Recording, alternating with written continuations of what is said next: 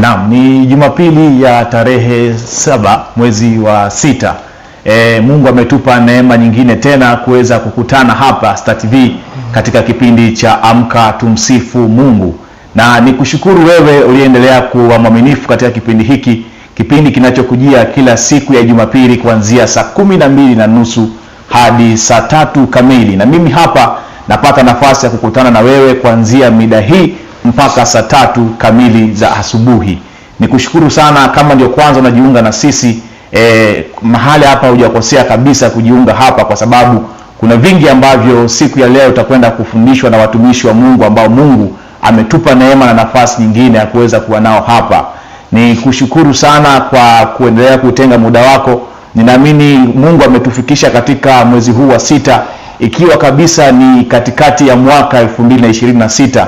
Hivyo nao kila sababu ya kumshukuru na kumsifu Mungu kwa matendo makuu aliyokufanyia.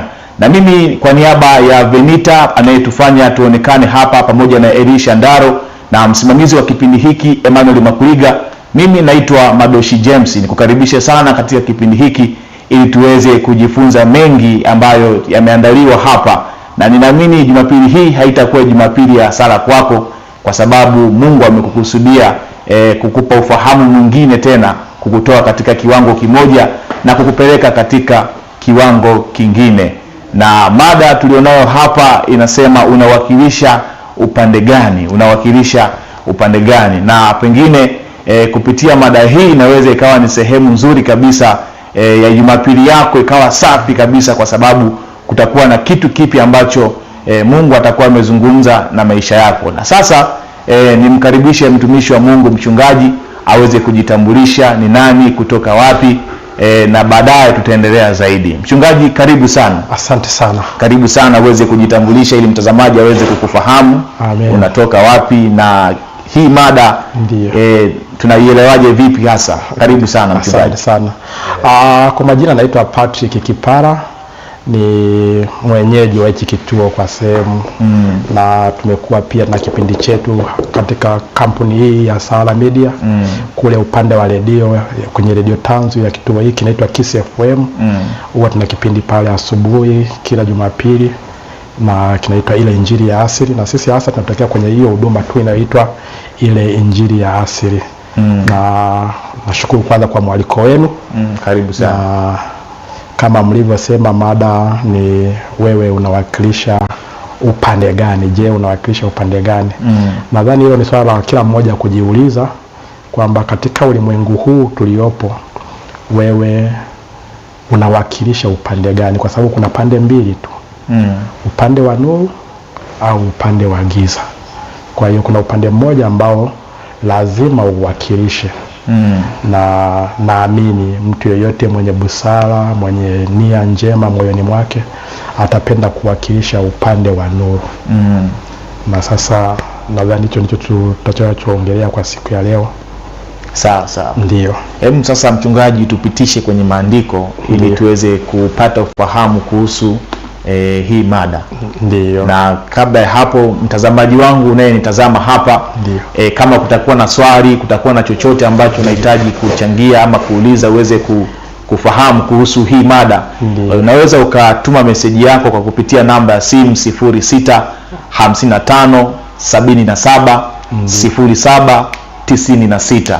Namba hizi zipo chini ya televisheni yako hapo. Unaweza ukakopi na ukatuma jumbe yako fupi kama kutakuwa na chochote ambacho utatamani kumuuliza mchungaji. Na mimi sina hiana, nitaisoma meseji yako kama jinsi ambavyo utakuwa umeituma. Na sasa mchungaji atusaidie sana katika kipengele hichi. Mchungaji, sasa karibu uweze kutufundisha vizuri hapa. Sawa, kabla tujaendelea maandiko, hebu tumuombe huyo mwandishi wa hayo maandiko atuongoze.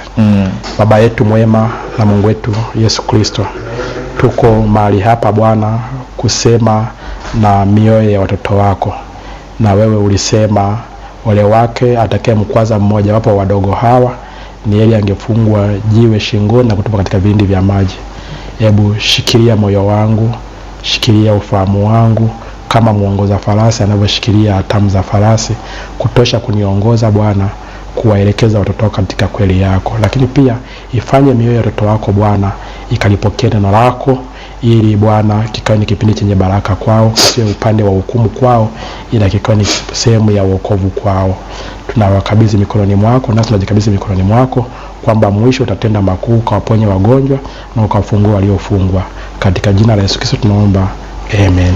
Amen. Basi tutasoma kwenye kitabu cha Mwanzo sura ya 2 mstari wa 9.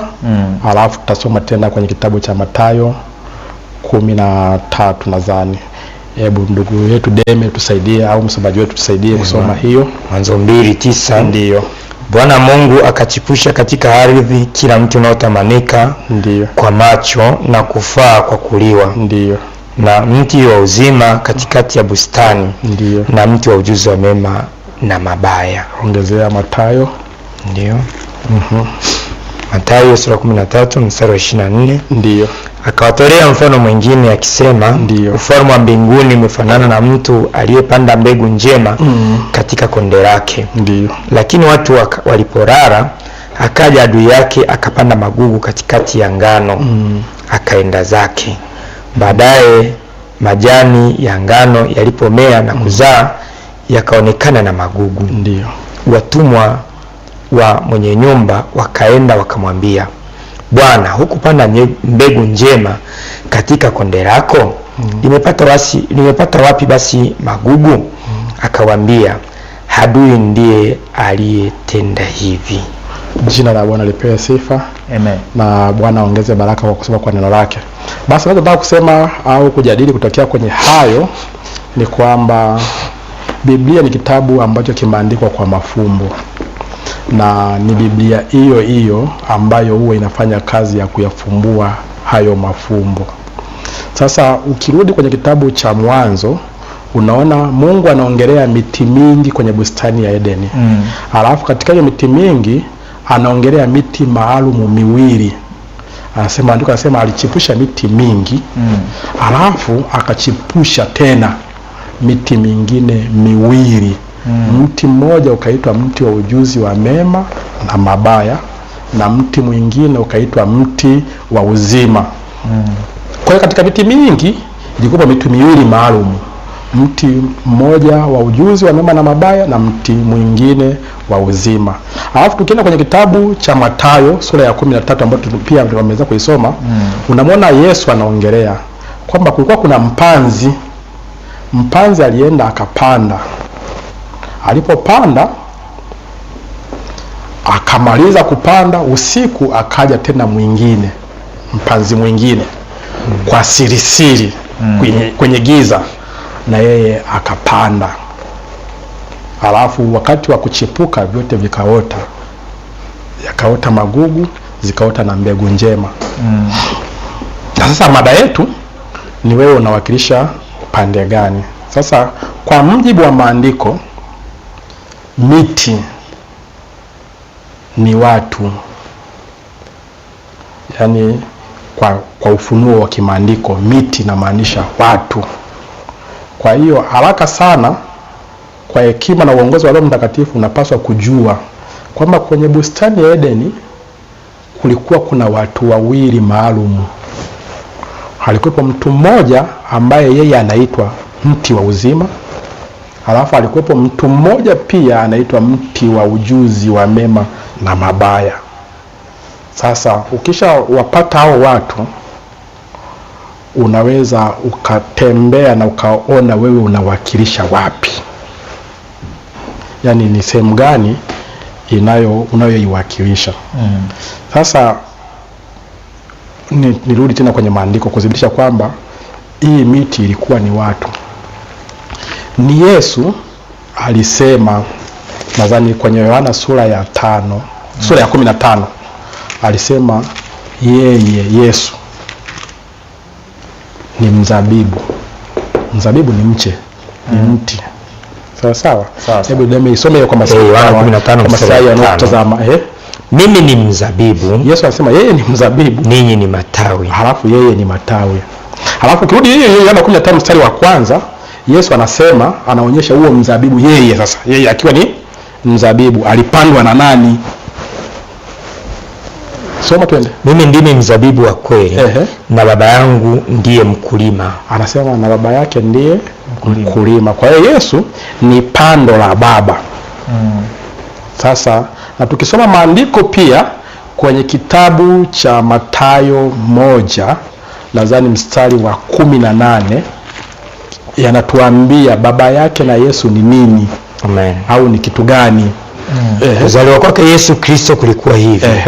Mariamu mama yake alipokuwa ameposwa na Yusufu, kabla hawajakaribiana alionekana na mimba kwa uweza wa Roho Mtakatifu. Kwa hiyo Roho Mtakatifu aliyempa Mariamu mimba ndiye baba wa huyu Yesu. Sijui nipata mpaka hapo. Kwa maana hiyo pengine mchungaji unachotaka kukisema unajaribu kututengenezea picha kwenye ile miti ambayo umetuonyesha kwenye bustani ya Eden. Alafu kurudisha kwa Yesu. Kwamba nataka kuonyesha kwamba ule mtu uzima ni Yesu na alipandwa pale na Roho wa Mungu. Na alipandwa pale na Roho Mtakatifu. Sijui umeelewa? Kwa sababu Yesu mwenyewe anasema yeye ni mzabibu, sivyo? Na baba yake ndiye mpanzi. Tuko pamoja mpaka hapo? Sawa. Sasa huyu mpanzi ni uhai. Kwa sababu mpanzi ni roho. Roho ni uhai, ni uzima. Sijui nipata mpaka hapo. Lakini pia tunaona kulikuwa na mti mwingine, mti wa ujuzi wa mema na mabaya. Huu mti wa ujuzi wa mema na mabaya na wenyewe ulikuwa una uzima wake ndani. Ulikuwa na uzima unaitwa mauti. Yaani roho ya huo mti ni mauti. Utakumbuka Mungu alimwambia Adamu na Hawa kwamba siku mkila au mkigusa kwenye mti wa ujuzi wa mema na mabaya, siku hiyo mtakufa, mtapatwa na mauti. Umenipata mpaka hapo? Sasa huo mti ambao ni mti wa ujuzi wa mema na mabaya ni Shetani. Yaani kwenye bustani ya Edeni alikuwepo Yesu, alikuwepo na Ibilisi. Sasa nimegusia nikaonyesha kwa maandiko Yesu akiwa ni mti, sivyo? Kwa hiyo inabidi tudhibitishe tena kwa maandiko Ibilisi na yeye je alikuwa ni mti? Sawa. Twende kwenye kitabu cha Ezekieli sura ya 31 mstari wa 4 mpaka wa 8. Msomaji haraka.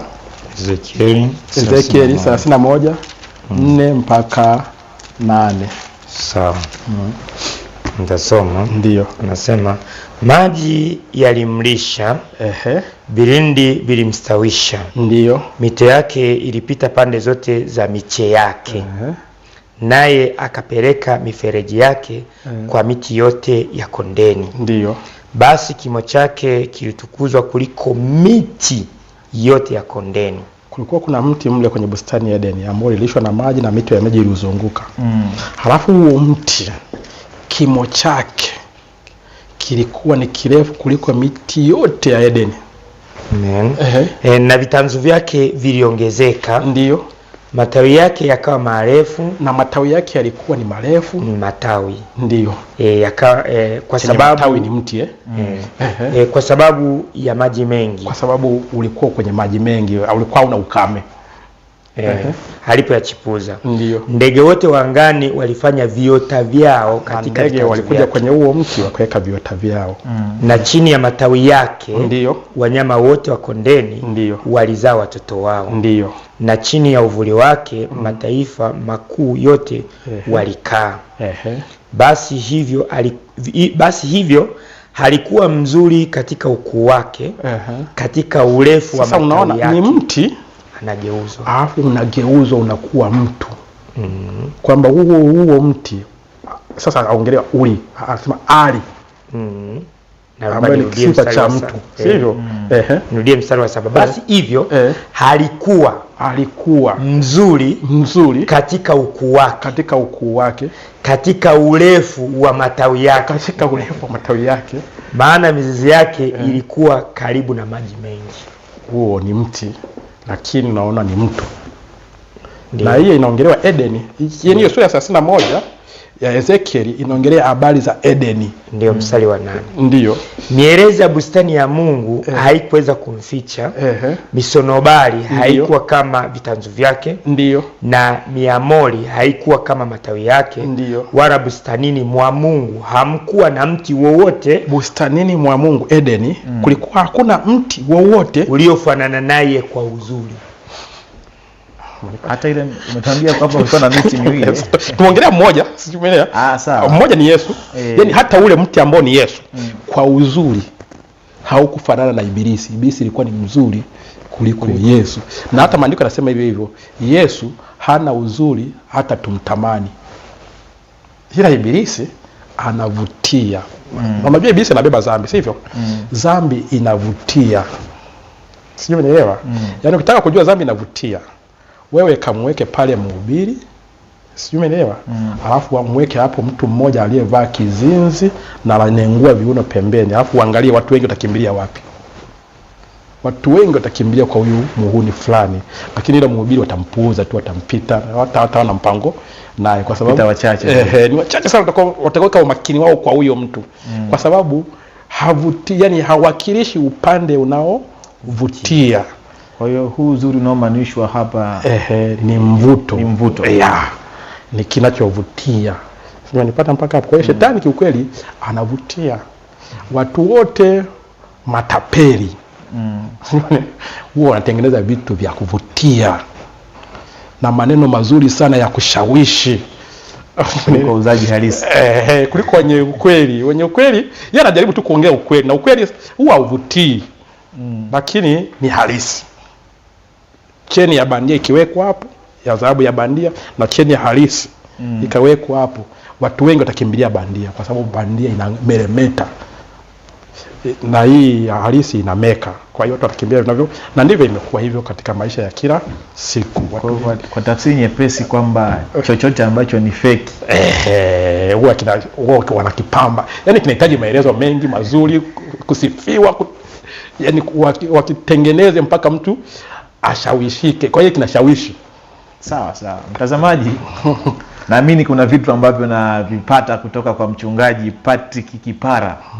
Na kama kuna chochote ambacho unatamani kuuliza, mimi sijakunyima nafasi hii. Unaweza ukatuma ujumbe wako kwa kupitia namba ya simu 0655 77 096. Mchungaji anaendelea kutufundisha. Na naamini kuna vingi ambavyo tutavifahamu zaidi. Wewe endelea tu kuitazama TV yako vizuri hapa. Ndio. Kwa hiyo tuendelee sasa. Sawa. Sasa hii miti yote miwili ilikuwepo Edeni na ilitoa, niuite hivyo kwamba ilitoa nguvu zake, ilitoa uzima wake. Lakini uzima wa upande wa mti huu wa ujuzi wa mema na mabaya ulikuwa ni mauti, na upande wa mti wa uzima ulikuwa ni uzima. Sasa hii miti mingine, Mungu abariki, ilikuwa inashawishika kuchukua kokote. Kuchukua yani kuchagua ielekee mkondo upi. Yani hii miti mingine iliyobakia. Sasa hii miti pia na yenyewe ni watu. Unajua Biblia inasema miti ni watu. Na sasa italazimika tena kuifafanua. Yani wewe ukiwa unatembea, ukiwa umekaa unafanya chochote, ujijue wewe ni mti unaotoa matunda. Na unaweza ukatoa matunda mema au mabaya. Na sasa ilikuwa ni Yohana ndiye alisema mara fulani kwenye kitabu cha Injili ya Yohana Mbatizaji alisema, Mathayo 3:10 alisema shoka limewekwa katika kila mti usiozaa matunda mema. Huo mti utakatwa na utupe motoni. Unaweza kusoma hiyo kama ni Mathayo 3:10. Na shoka limekwisha kuwekwa penye shina la mti. Anasema shoka limewekwa kwenye shina la mti. Basi kila mti usiozaa matunda mazuri ukatwa na kutupwa motoni. Utakatwa na kutupwa. Sasa Yohana alikuwa ongelei miembe, michungwa, miepo, miparachichi, alikuwa ongelei hiyo. Alikuwa anaongelea watu. Kwamba wasipotoa matunda mazuri, kuna shoka linakuja, watafyekwa na watupwe motoni. Na tunajua motoni kuna uhusu ule mti unaoitwa wa ujuzi wa mema na mabaya. Tunasema ule mti ni Ibilisi. Sawa sawa, na tutasoma maandiko mara fulani Mungu anaonyesha kwamba aliuangusha ukaelekea kuzimu. Mungu abariki. Sasa Yesu pia kwenye Mathayo nadhani 7:15 kitu kama hicho. Alisema akiongelea miti. Alisema miti ni watu. Umefika? Kama ni mstari wa 15. Anzia 15 twende. Jihadharini na manabii wa uongo. Watu wanaowajia wamevaa mavazi ya kondoo, walakini kwa ndani ni mbwa mwitu wakali. Sasa unaona anasema jihadharini na manabii wa uongo. Anafafanua manabii wa uongo ni watu. Sawa sawa. Na watu watakuja wamevaa ngozi ya kondoo lakini ni mbwa mwitu wakali. Watu. Sawa. Endelea. Mstari wa 16. Mtawatambua kwa matunda yao. Watu watatambulikana kwa matunda. Sawa sawa. Endelea. Je, watu chuma zabibu katika miiba? Watu wanachuma zabibu kwenye miiba au katika mibaruti? Au kwenye mibaruti ni miti. Vivyo hivyo kila mti mwema huzaa matunda mazuri. Mti mwema huzaa matunda mazuri na mti mwovu huzaa matunda mabaya. Ndiyo. Mti mwema hauwezi kuzaa matunda mabaya. Ndiyo. Wala mti mwovu kuzaa matunda mazuri. Ndiyo. Kila mti usiozaa tunda zuri, hukatwa na kutupwa motoni. Kwa hiyo sasa nadhani mtazamaji wetu anaweza akatuelewa tunachoongelea. Kumbe miti ni watu. Unipata mpaka hapo? Na hapo mtumishi ametusomea kwamba mti mbaya unazaa matunda mabaya, hauwezi kuzaa matunda mazuri. Ndiyo. Na mti mzuri hauwezi kuzaa matunda mabaya. Alafu unasema kwamba kila tawi kila mti unaozaa matunda mabaya utakatwa. Kwa hiyo tafsiri nyepesi ni kwamba mti unaokatwa ni huu ambao tu hauwezi kuzaa matunda. Hauwezi kuzaa matunda mazuri. Sasa hiyo itutengenezee muono au mtizamo wa kutosha kujua kwamba kwenye dunia hii kuna koo mbili. Umenipata? Kuna ukoo ambao unatokana na ule mti wa uzima. Kuna ukoo ambao unatokana na mti muovu. Lakini sasa hizi koo mbili kwa sababu ya dunia kuendelea zimechangamana. Yaani imekuwa zigzaga. Sasa wanaonisikiliza nataka watambue jambo hili. Neno ukombozi linamaanisha kurudisha kitu mahala pake pa asili. Yaani ukombozi maana yake ni hii hapa. Tuchukulie mfano kwa mifumo ya kijeshi. Na labda pengine mchungaji, kabla hujatupeleka kwenye ukombozi, umesema kwamba koo hizi zimechangamana. Yaani zimevurugana. Hebu tusaidie hapo. Yaani maisha yalivyoendelea, sijui umenielewa. Tena sasa sina muda wa kuelezea moja kuchambua, lakini ukiangalia kabla ya Mwanzo 6, kabla ya Mwanzo wana wa Mungu walikuwa pembeni na wana wa Ibilisi walikuwa pembeni, yaani wako wachangamani. Na ndipo ukirudi unaona wana wa Mungu na wana wa Ibilisi baadaye walichangamana. Na hilo jambo lilimuuzi Mungu mpaka akaamua kufuta ulimwengu. Lakini tunafahamu pia kwa maandiko haya kwamba uzao wa Ibilisi ulisafiri ndani ya wana wa Mungu. Yaani na ulipita kwenye safina. Umelipata mpaka hapo? Ndipo unaona kule Mwanzo kwenye 10 kuna mtu anainuka anatengeneza Babeli. Na anatengeneza Babeli akiwa na lengo la kupingana na Mungu. Mungu anasema sambaeni mkajaze ulimwengu, yeye anasema tusisambae, tukae hapa tutengeneze mnara, hata tukisambaa turudi tena hapa. Simenielewa? Kwa hiyo anashindana na Mungu na tunajua baadaye hilo anguko lilishindwa. Lakini mwisho sasa tunamwona Yesu huku mwisho anakuja anasema yeye amekuja kuwatafuta kondoo wa baba yake, amekuja kutafuta kondoo wake. Umenipata? Na anasema kondoo wake huwa wanaisikia sauti yake, na wakiisikia huwa wanaifuata. Umenipata mpaka hapo? Sasa asemi kondoo wa mwingine, asemi mbuzi wa mwingine, anasema kondoo wake.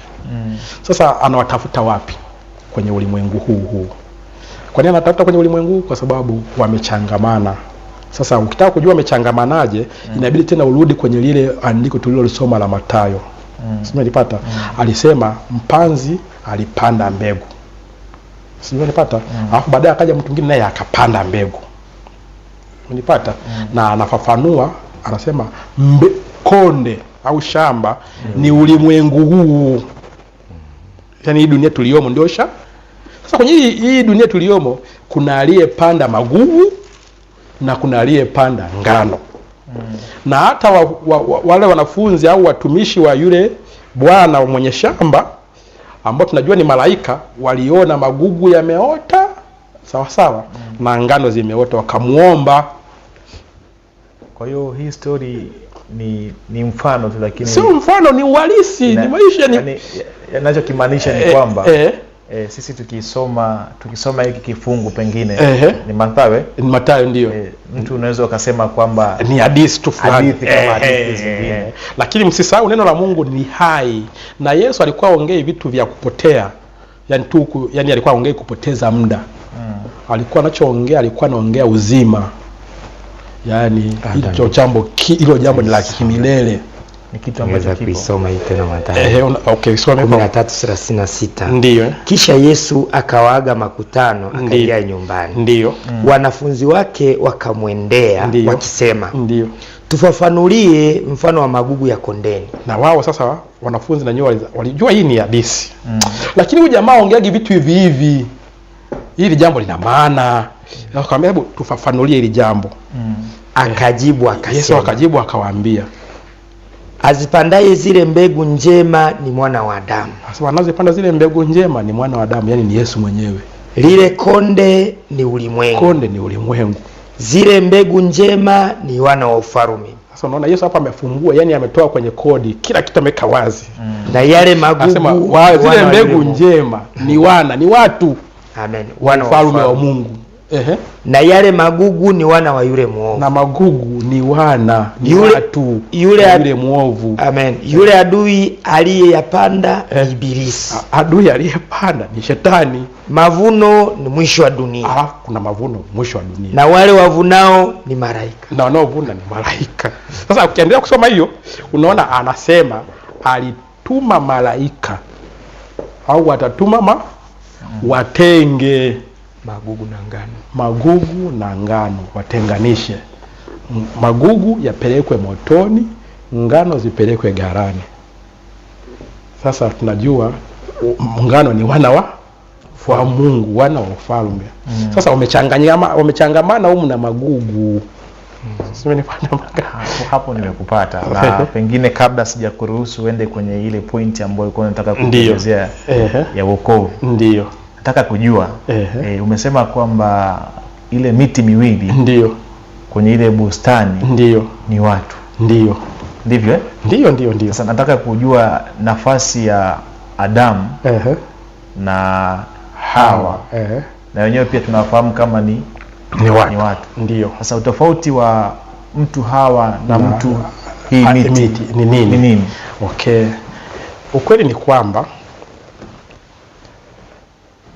Adamu alikuwa ni sura na mfano wa Mungu. Hiyo ni sifa ya kwanza ya Adamu.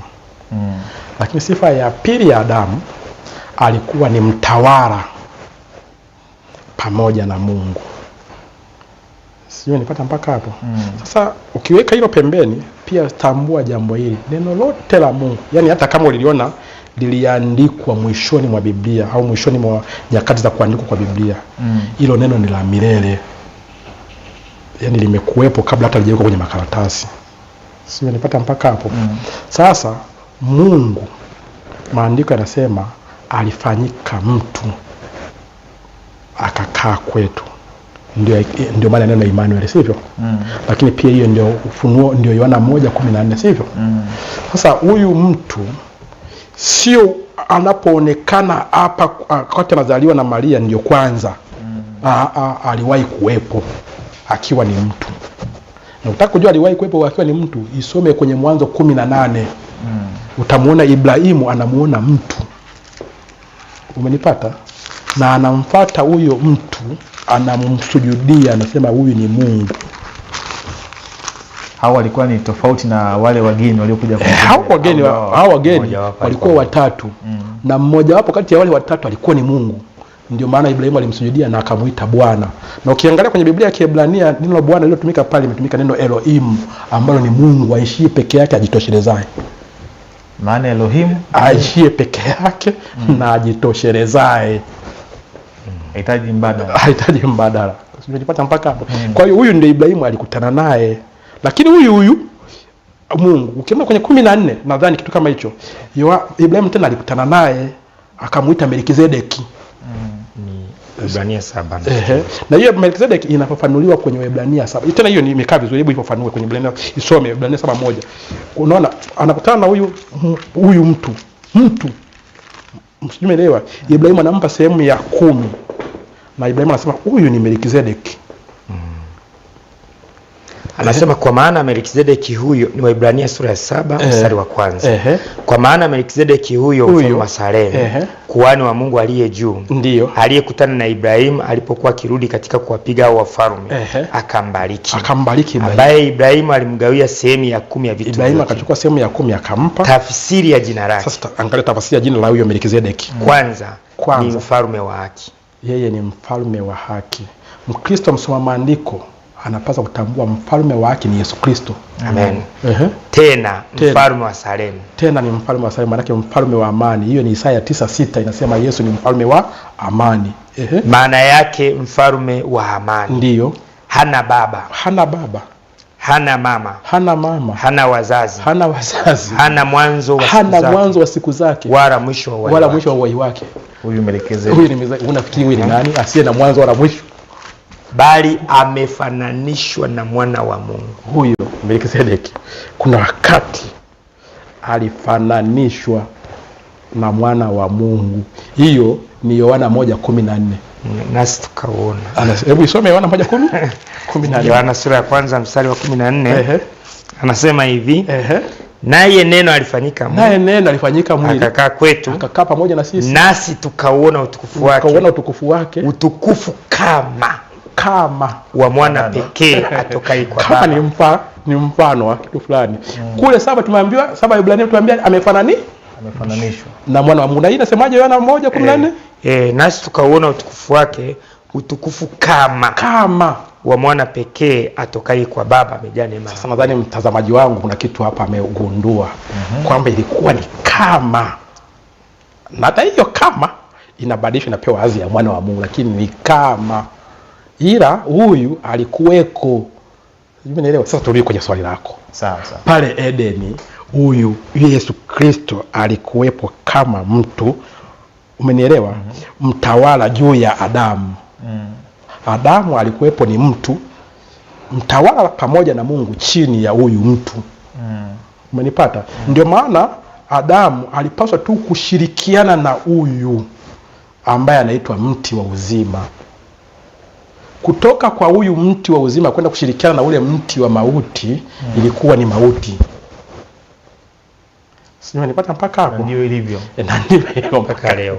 Hajabadilika. Kushirikiana na Mungu na neno lake ni uzima. Neno la Mungu ni Yesu Kristo. Umenipata mpaka hapo? Sawa, nakupata. Kuliacha neno la Mungu ni mauti. Haina mjadala. Umenipata mpaka hapo? Kwa hiyo Mungu alikuwa ndani ya kile kinachoitwa mti wa uzima, kwa sababu Mungu ndiye uzima. Na hiyo sasa ikuturudisha kwenye Yohana 14. Yesu alisema mimi ndimi njia, kweli na uzima. Alipokuwa akisema uzima, unajua anamaanisha nini? Uzima wa milele. Mungu alikuwa anamwambia mimi ndiye Mungu. Sawa. Nje ya yeye hakuna uzima. Umenipata mpaka hapo? Nje ya yeye ni mauti. Nadhani sasa sijui nimejibu swali lako vizuri. Na umejibu. Na sasa nataka kujua tena. Tunafahamu kwamba ndio wakati wa mchakato mzima wa uumbaji. Ndio. Tamani hapa bado tubaki Edeni kwanza kabla tujaenda kwingineko. Sawa. Wewe nifungie huko. Wakati wa mchakato wa uumbaji. Tunafahamu kwamba tulivyofundishwa na tunavyoelewa, ndio Mungu wakati anataka amuumbe mtu, ndio alisema na tumfanye mtu kwa mfano wetu na kwa sura yetu. Pale tumefundishwa kwamba huwa kuna nafsi tatu ambazo zilikuwa zinashirikiana katika uumbaji. Ndivyo ama sivyo? Na kama ndivyo, tusaidie kwanza hapa tujue kama ndivyo ama sivyo. Umeuliza vizuri kwamba tumefundishwa. Hata mimi pia nilifundishwa hivyo. Kwamba zile ni nafsi tatu. Lakini hebu lisome hilo andiko. Mwanzo 1:26. Mungu akasema na tumfanye mtu kwa mfano wetu, kwa sura yetu, wakatawale samaki wa baharini na ndege wa angani. Sasa wao wanasema hapo ni watatu. Hilo andiko halijatoa namba. Halijatoa namba. Sasa mimi nikisema walikuwa 15. Yaani mimi nikasema Patrick, pale Mungu aliposema tumfanye mtu kwa mfano wetu, walikuwa watu 15, zilikuwa nafsi 15. Alafu akatokea mwingine, labda tumseme John au Makuliga, akasema Patrick ujui, walikuwa watu 50, zilikuwa nafsi 50.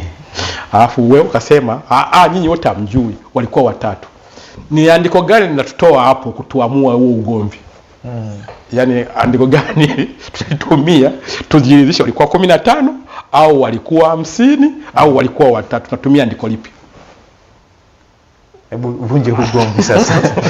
Maana naona ni kesi ambayo pengine ikawa ni kweli ni huwa hapa.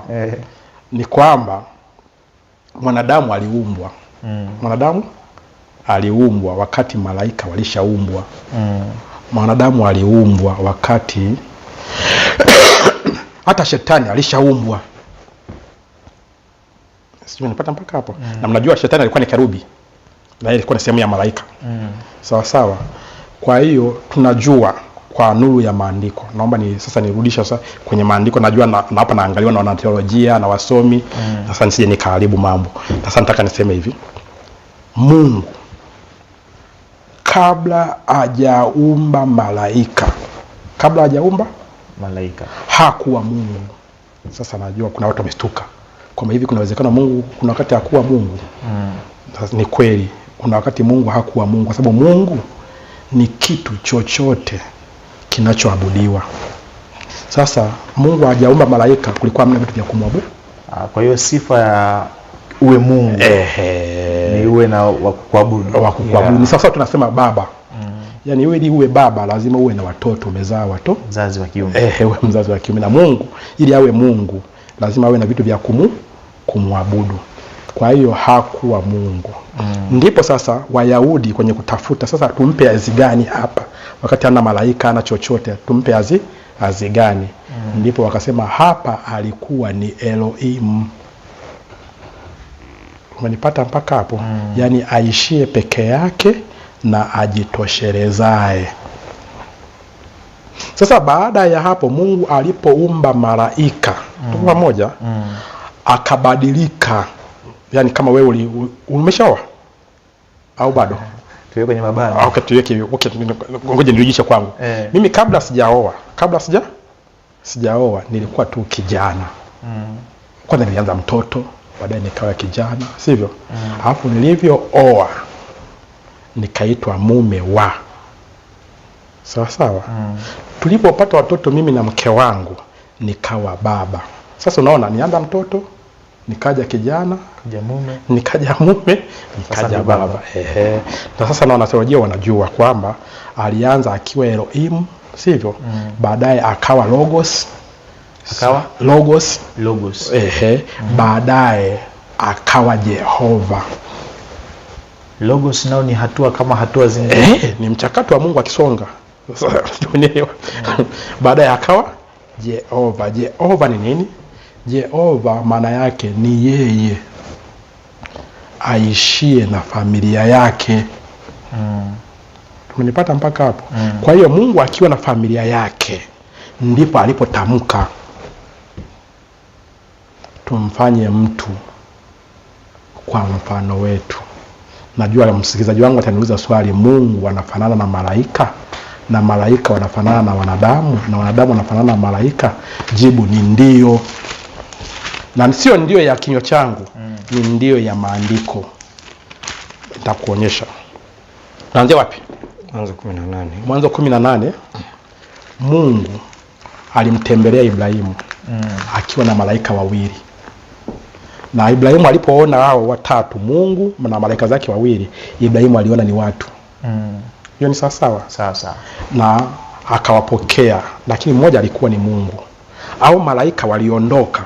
Tendo isome kwenye Mwanzo 19. Amba nisome haraka. Mwanzo 18. Ndio. Bwana Mungu akamtokea Ibrahimu karibu na miaroni ya Mamre, alipokuwa ameketi mlangoni pa hema yake. Ndio. Mchana wakati wa hari. Ndio. Akainua macho yake akaona, na tazama watu. Tazama watu watatu wamesimama mbele yake. Lakini maandiko yanasema Bwana Mungu akamtokea Ibrahimu. Lakini Ibrahimu akiona, anaona watu watatu. Umenipata mpaka hapo? Lakini kwa utambuzi wa kiroho Ibrahimu aliweza, kwa sababu alikuwa ni nabii, alitambua kwenye hao watatu mmoja ni Mungu. Naye alipowaona alipiga mbio kwa raki kutoka mlangoni pa hema, akainama mpaka nchi, akasujudu. Akasema Bwana wangu. Akasema Bwana wangu. Kama tena kwenye Biblia ya Kiebrania utaona neno hilo Bwana wangu Ibrahimu alitumia Elohim. Sawa, kwa hiyo kama nimeona fadhili machoni pako, na kuomba usinipite sasa mimi mtumwa wako. Ndio. Sasa tupunguze mwendo. Tunajua yaliyoendelea hapo. Maandiko yanasema Mungu akambariki Ibrahimu, akamwambia majira kama haya mke wako Sara atakuwa na watoto na kadhalika. Na ukiangalia maneno kwa tumika ni Bwana herufi kubwa. Sivyo? Ukienda sura ya 18 mwishoni kule utaona maandiko yanasema wale malaika wawili ambao Ibrahimu alikuwa anaona ni watu, walienda Sodoma wakamwacha Mungu anaongea na Ibrahimu. Mstari wa 22. Alafu ukienda kwenye 19 inapoanzia, yani 18 imeisha 19 inaanza. Wale malaika wawili maandiko yanasema waliingia Sodoma. Sasa twende kwenye sura ya 19 mstari wa kwanza tuone waliingiaje Sodoma na ni nini kilifuata Sodoma. Je, walikuwa wanafanana na watu au hawafanani na watu? Basi wale malaika wawili kabla hatujaingia Sodoma, niombe kwanza nisome message za tuone watazamaji sawa, karibu. Basi wale malaika wawili wakaja Sodoma jioni, na Rutu alikuwa amekaa mlangoni pa Sodoma. Ndio. Rutu akawaona, akaondoka kaenda kwa haraki. Maandiko yanasema malaika wawili waingia Sodoma. Wale malaika wawili. Tuendelee, malizia haraka. Akainama kifudifudi. Ndio. Naomba niruke sasa. Mstari wa 4. Ndio. 19:4. Ndio. Hata kabla wajarara watu wenyeji wa mji wa Sodoma wakaizunguka nyumba, vijana kwa wazee, watu wote waliotoka pande zote. Ndio. Wakamuita Rutu wakamwambia nini? Wapi wale watu? Kumbuka moja inasema ni malaika. Usiku watu walioona wanaingia wanasema wale ni watu. Kwa macho ya kawaida ni watu. Malaika anafanana na mtu. Na mtu anafanana na malaika. Amen. Lakini pia kuna andiko kule kwenye kitabu cha Ibrania nasema msiache kuwakaribisha wageni, kwa sababu wengine kwa kufanya hivi waliwakaribisha malaika pasipo kujua. Kwa hiyo tunaanza kupata malaika anafanana na mtu. Malaika anafanana na Mungu, kwa sababu Mungu wakati anakuja na Ibrahimu, umenipata? Walikuwa ni watu wanafanana. Umenipata mpaka hapo? Ila wawili walikuwa ni malaika. Na huku tunaona malaika wanadhihirisha kwamba wao ni watu. Hata ukirudi kwenye kitabu cha Danieli mara fulani kwenye nadhani sura ya 9, Danieli anasema alimuona yule mtu anayeitwa Gabrieli, ambaye kiukweli alikuwa ni malaika ila amemtambuliza kama mtu. Umenipata mpaka hapo? Kwa hiyo nilikuwa najibu swali lako. Sawa. Tumfanye mtu kwa mfano wetu. Alikuwa na nani? Alikuwa na malaika kama familia yake. Anawaambia sasa tumfanye mtu kwa mfano wetu. Na ndipo uone malaika tena au watu walioambiwa hicho kitu wakihusishwa kwenye uumbaji. Maandiko yanasema ni Mungu ndiye aliyeumba mtu. Umenipata mpaka hapo? Yaani hiyo ni nini? Wewe na familia yako, kama ukipata familia siku moja utapata viera huko, uchango ulipo mshana, mwambia mke wako na watoto wako sasa tununue pikipiki itusaidie kwa hizo safari za humu ndani. Lakini hela ni za kwako. Ila sasa kwa kauli shirikishi nataka nao usike kwa namna fulani. Usike kwa namna fulani. Lakini wewe ndio mwenye pesa. Sasa na ndivyo ilivyokuwa kwa Mungu. Mungu akiwa ni muumbaji alishirikisha familia yake. Tuende kwa wasikilizaji. Sawa sawa. Mtazamaji, ninaamini sasa kuna kipi ambacho pengine kimekuwa umekifahamu zaidi kutoka kwa mchungaji alivyotufundisha. Na mimi nisome meseji za watazamaji wachache ambazo mmezituma. Huyu anasema Bwana Yesu asifiwe, mtumishi wa Bwana. Mimi ni Frenki Kakusa. Mungu akubariki kwa kufanua vizuri. Mungu akubariki sana. Asante sana Frenki Kakusa. Huyu anasema mchungaji, naitwa Mrina kutoka Singida Kwai huyo. Mchungaji, kuna mchanganyiko kuhusu kosa la Eva na Adamu walilofanya. Sawa. Anaomba ufafanuzi wakati mwingine. Naona leo vitu ni vizuri na sidhani kama tumevimaliza na pengine ni shauku kuvimaliza. Anasema naitwa Simoni Asheri Kingu, nipo Arusha, Tanzania. Nimekaa sebleni lakini nahisi kama nipo ibadani. Jinsi ninavyopata mafundisho mazuri kutoka kwa mchungaji. Nimejifunza jambo jipya. Mungu ambariki mtumishi wa Mungu. Amina. Huyu amekaa sebleni lakini anajihisi kama yupo mbinguni fulani kanisani. Asante sana Simon. Barikiwe ndugu yetu. Huyu anasema ndugu mtangazaji, ningependa kujua Shetani aliishi mbinguni au katika bustani ya Edeni? Je, bustani ya Edeni ilikuwa mbinguni au duniani? Na kwa sasa hiyo bustani iko wapi? Anaitwa Frenki wa Maswa, Simiyu. Sawa, nijibu tu, Shetani aliishi wapi? Shetani aliwahi kuishi mbinguni. Kwa sababu alikuwa ni makamu wa Mungu. Shetani aliwahi kuishi ni makamu wa Mungu. Yaani kama leo tukimwona rais kuna makamu wa rais, Shetani naye aliwahi kuwa makamu wa Mungu. Kwa hiyo akaasi, akataka mvuke Mungu, akatupwa duniani. Kwa hiyo Shetani aliishi Edeni pia, aliishi duniani baada ya kuwa ameasi. Na leo makao yake makuu yako kuzimu. Yapo kuzimu. Ndio. Na sasa hiyo iko hivyo. Edeni ilikuwa wapi? Na sasa hivi iko wapi? Haya imekuwa ni mabishano makubwa sana kwa watu wa teolojia na kadhalika. Lakini kuna namna fulani ambavyo Mungu alificha, lakini kuna namna ambavyo tena Mungu anaifunua. Edeni ilikuwa ndio makao makuu ya Mungu kwa duniani. Haikuwa. Palikuwa ndio makao ya Mungu kwa duniani. Sawa. Kwa duniani. Sijui umenielewa, yani kwa mfano si ikulu iko Dodoma au Dar es Salaam vyote, sivyo? Lakini kwa hapa Mwanza kuna ikulu ndogo mara fulani. Sasa na kwa duniani kulikuwa kuna ikulu ndogo ya Mungu. Ilikuwa ndio Edeni.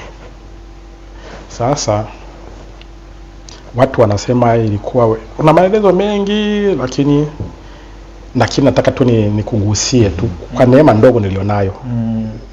Ni kwamba ukweli ni kwamba Edeni ilikuwa wima wa Yerusalemu. Ilikuwa wima kwa maana gani? Yaani Yerusalemu ilipo ndipo mazingira Edeni ilipokuwa. Na ukitaka kujua tunachoongelea, soma Waebrania sura ya 7. Utaona maandiko yanasema yule Melkizedeki alikuwa ni mfalme wa Yerusalemu. Tumenipata mpaka hapo? Melkizedeki yule ambaye alikutana na Ibrahimu, alimpa sadaka nini? Alikuwa ni mfalme wa Yerusalemu. Lakini hiyo ni moja. Mbili, rudi tu kwenye mazingira ya kiroho. Utaona dini zote zile kuu 3 zinagombania Yerusalemu. Dini kuu 3 ni zipi hizo? Uislamu, Ukristo na Uyudaism. Ujuda. Tazamaji, ni vingi ambavyo mtumishi wa Mungu leo ameamua kutufanya tujihisi tupo ibadani kabisa, na naamini hujafanya uchaguzi mbaya. Zinagombania, tusaidie hiyo dini ya 3. Yaani kuna dini ya kwanza Ukristo. Sawa? Dini ya pili Judaism ambayo ni Uyahudi. Sijui umeelewa? Alafu dini ya 3 ni Uislamu. Hizi dini zote 3 zinagombania Yerusalemu. Unadhani zinagombania bila sababu? Yaani hazikuwa na sababu maalum. Lazima kuna sababu maalum ya kiroho. Kwa sababu wote wanajua hapa atakayemiliki hapa. Umeelewa? Ndiye ana uwezo wa kuitwa Mungu wa kweli. Sijui umenipata mpaka hapo? Lakini tunajua pia kwa manuru ya maandiko kwamba kuna kitu kinaitwa Yerusalemu mpya. ambao utakuwa ndio mji wenye ufalme wa mbinguni, sivyo? Huo mji Yerusalemu mpya utakaa ilipo Yerusalemu ya leo. Sawa sawa. Na kwa hiyo kama utakaa hapo, hii ni kutangaza kwamba uliwahi kuwa hapo. Hebu kabla hujatufikisha, najua leo mchungaji kuna neema ambayo pengine unayo, kabla hujatufikisha umetupa kipengele kingine tunahitaji na sasa tunatoka kwenye somo lako. Sawa, ni wewe huyo lakini. Hebu tusaidie hiyo dini ya tatu. Uyahudi. Wayahudi. Sasa hili tuombe Mungu. Nikipata fursa nitakuja nilifundishe vizuri, lakini Uyahudi ni huu hapa. Uyahudi wao ndio wenye Mungu. Ningesema hivyo, walikuwa na Mungu wa kweli. Yaani Mungu ukisoma kwenye Biblia ndiye aliyewachagua Wayahudi ajitambulishe duniani kupitia wao. Alafu ulikuja wakati Mungu huyo akawatia upofu. Hawakumuona. Yaani upofu wa kiroho. Hawakumuona. Alipokuja kama mwili hawakumuona, wakamkataa. Walipomkataa ndio sisi watu wa mataifa wa Kristo tukampokea. Sio, umenielewa? Kwa hiyo tangu wakati huo Wayahudi wamekuwa ni vipofu, lakini wana kumbukumbu juu ya Mungu wao. Yaani kama kuna watu ambao wamehifadhi maandiko. Umenipata? Hebu nigusie Warumi sura ya 9. Sura 9. Unaweza kutusaidia kidogo hiki ninachotaka kuongelea? Ndio. Sura ngapi? 9:1 tu. Anza 9 mstari wa 4 hivi. Anasema ambao ni Waisraeli. Rudi juu. Ambapo anasema ningetamani ni aelimishwe. Okay, mstari wa 3. Warumi 9:3. Kwa maana ningeweza kuomba mimi mwenyewe nielimishwe. Anasema huyu ni mtume Paulo, anasema yeye mwenyewe angeweza kuomba afanywe kuwa haramu. Na kutengwa na Kristo kwa ajili ya ndugu zangu. Na atengwe na Kristo kwa ajili ya ndugu zake. Jamaa zangu kwa jinsi ya mwili. Ambao ni Waisraeli. Hao ni Waisraeli, hao ni Wayahudi. Nakumbuka pale kwa Myahudi anasema hawa jamaa, yani kwa jinsi alivyokuwa na watamani na wasamini na waheshimu. Anasema ingefaa stahili mimi nialimishwe hawa waingie. Sasa anasema sababu ni nini? Ambao ni Waisraeli wenye kufanywa wana. Anasema hao ndio waliofanywa wana mwanzoni. Mungu ndiye anasema hawa ni wanangu, ndiye alitamka kumwambia Farao, Israeli ni mzaliwa wangu wa kwanza.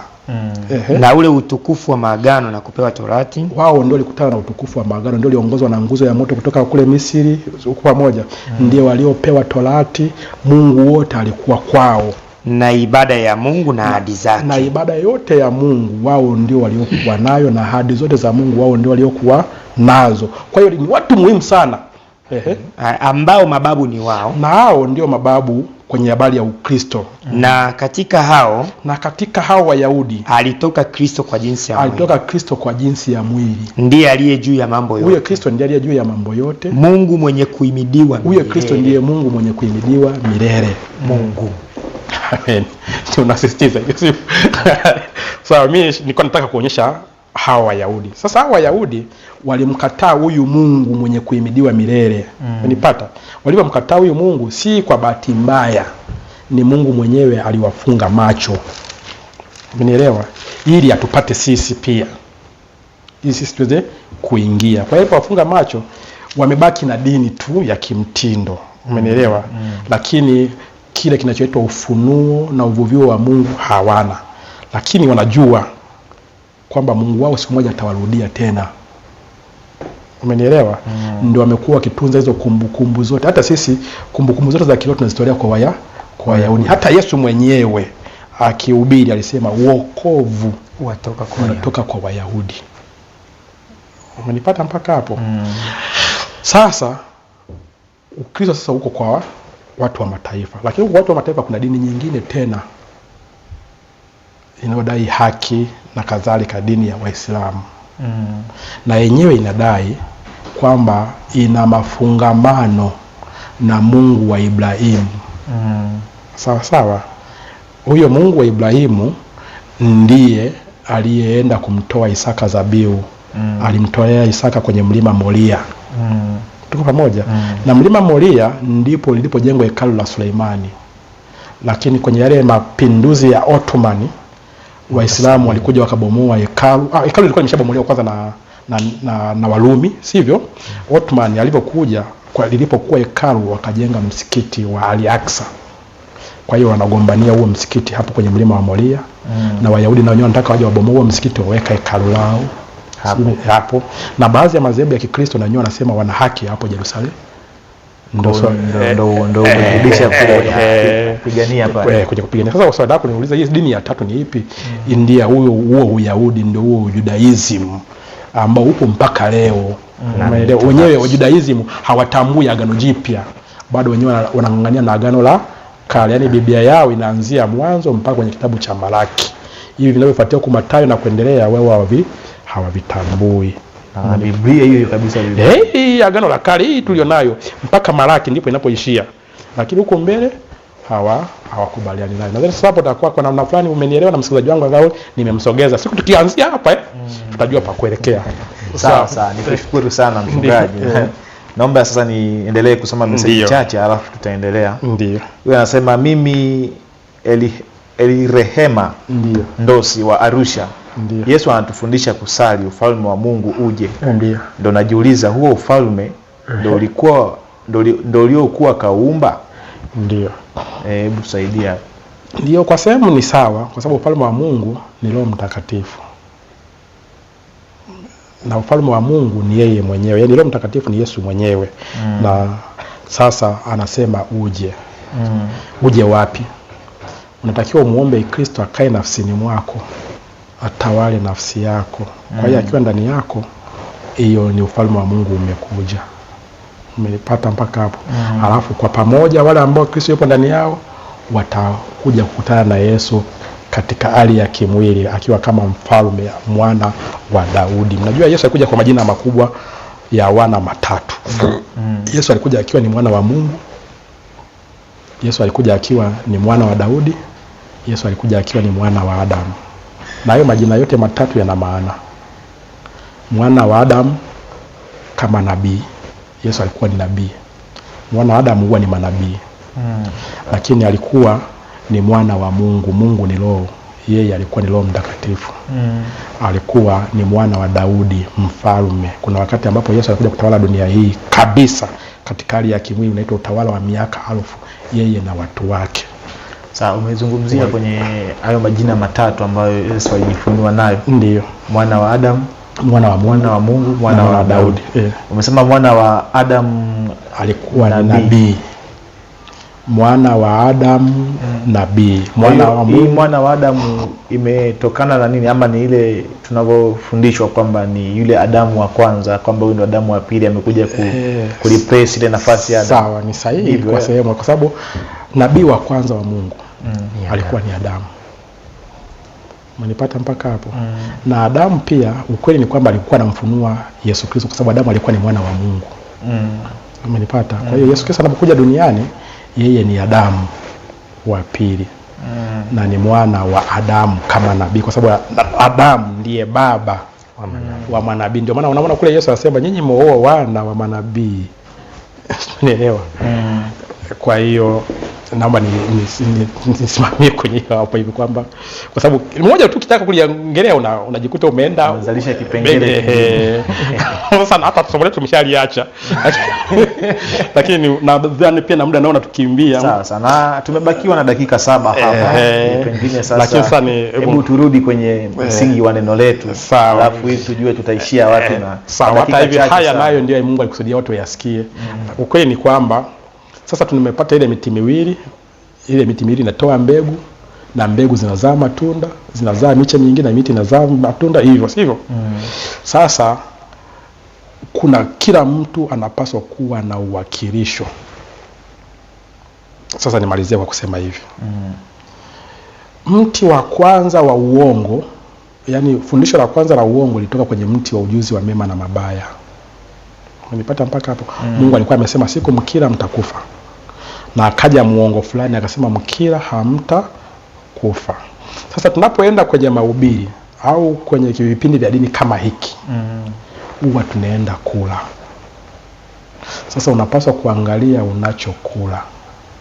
Kuna mtu mmoja aliwahi kusema, na nataka nichukue huo msemo wake, alisema hauwezi ukawazuia ndege wasipite juu ya kichwa chako. Huwezi.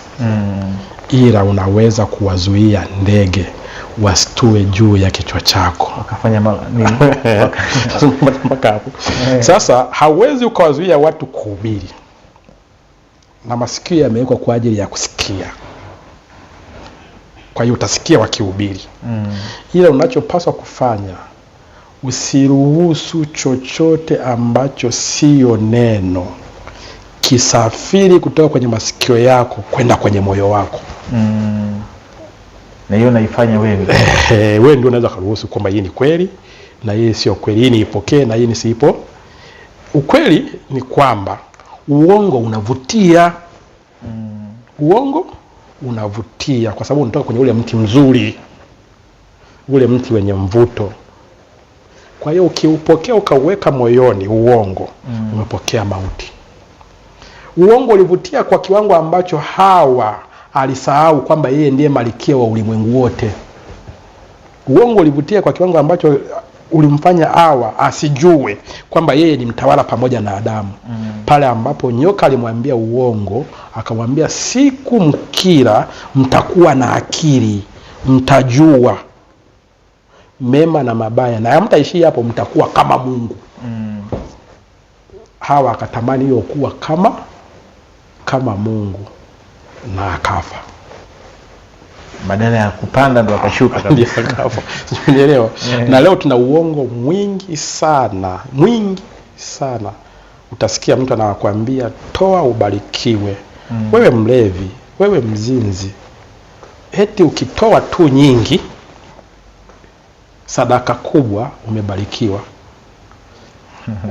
Sijui, lakini maandiko yanasema Mungu habariki uzalimu. Kwa hizo ni mbwembwe kama mbwembwe zingine. Ila watu wanataka baraka. Watu wanataka baraka. Wataambia leo nimekuja na upako speciali, upako wa omega, na kuja kuvunja na kutengua madhabahu za kuzimu. Toa ubarikiwe, komboa muujiza wako. Na mtu kwa hiyo sauti kubwa ya kulemba, ya kutengeneza na anatoa ili unapokea uongo na laana na mauti. Ndio maana Sulemani alisema linda sana moyo wako kuliko yote ulindayo, kwa sababu hapo ndipo zinapotoka chemichemi za uzima. Kwa hiyo neno ni mbegu. Ukipokea neno la uongo, umepokea mbegu ya uongo, na uongo ni mauti. Umenipata mpaka hapo? Kupata vizuri sana. Nimekuwa nikiongea mara kadha na kuambia watu kwamba hakuna mara popote Mungu aliwahi kuelekeza watu wanunue baraka za kimbinguni. Baraka za kimbinguni huwa zinatolewa bure. Maandiko yanasema mmepewa bure, toeni bure. Muda umekimbia na umetufundisha vizuri sana. Kwa wakati mwingine tutaendelea, Mungu akitupa kibali. Sawa. Mungu akitukutanisha tena nadhani tutaendelea. Hili somo ni nzuri sana na pengine mtazamaji wetu, nimeona meseji nyingi sana hapa. Ndiyo. Watu wanatuma meseji, wamelielewa somo. Ndiyo. Na wengi hapa ni kama wanapongeza. Kwa hiyo mtazamaji, ni kushukuru sana kwa kuendelea kuwa na mimi katika kipindi hiki pamoja na mchungaji Patrick Kipara. Mchungaji ametufundisha vyema kabisa, na hapa sasa mimi nadhani itakuwa ni nyumba nzuri kabisa kama utakuwa unahitaji kujifunza vingi kuhusu neno la Mungu. Star TV katika kipindi cha Amka Tumsifu Mungu ni mahala sahihi kabisa. Sasa mchungaji, tusaidie kabla hatujahitimisha sasa. Ndiyo. Mtazamaji akitaka kuyapata mafundisho yako zaidi, ndiyo, anaweza akayapataje? Kuna dakika chache sana kama kuna namna tatu.